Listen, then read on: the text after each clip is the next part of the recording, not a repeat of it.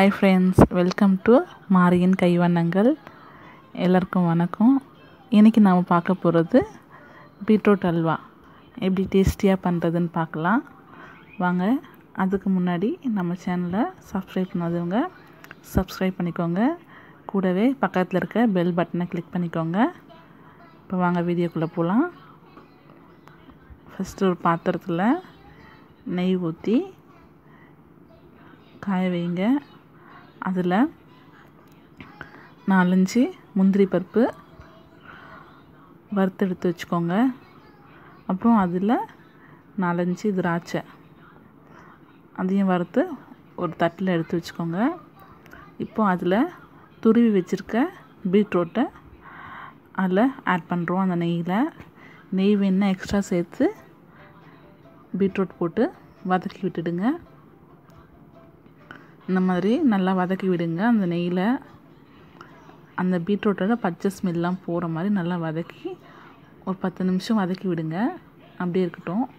அப்புறமா அது கூட 2 கப் பால் ஆட் பண்ணுங்கள். நான் 3 கப் துருவின பீட்ரூட்டுக்கு 2 கப் பால் ஆட் பண்ணியிருக்கேன். நீங்கள் வேணால் எக்ஸ்ட்ரா கூட பால் ஆட் பண்ணிக்கலாம். அந்த பாலில் இந்த பீட்ரூட் நல்லா வேகணும். எக்ஸ்ட்ரா பால் ஆட் பண்ணாலும் தப்பில்லை. இந்த மாதிரி நல்லா அந்த பால்லாம் சுண்டி பீட்ரூட் நல்லா வேகிற அளவுக்கு 10 நிமிஷம் விட்டுருங்க. இந்த லெவலுக்கு வந்ததுக்கப்புறம் இதில் சர்க்கரை ஆட் பண்ணலாம்.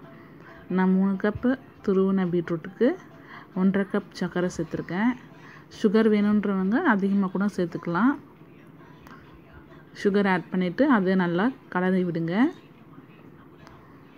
கலரி விட்டுட்டு ஒரு 10 நிமிஷம் கழித்து அதில் நம்ம வறுத்து எடுத்து வச்சுருந்த முந்திரி திராட்சையும் ஆட் பண்ணுறோம்.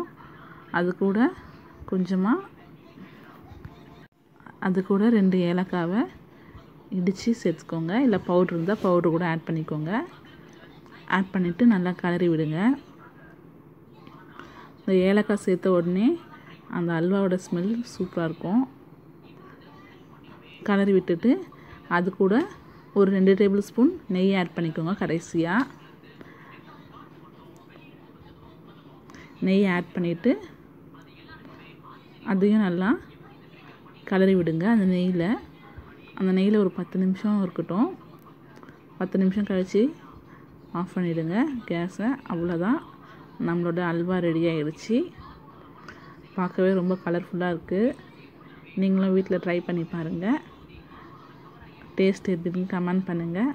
இந்த வீடியோ உங்களுக்கு பிடிச்சிருந்ததுன்னா லைக் பண்ணுங்கள், ஷேர் பண்ணுங்கள். மறக்காமல் நம்ம சேனலை சப்ஸ்கிரைப் பண்ணுங்கள். தேங்க்யூ.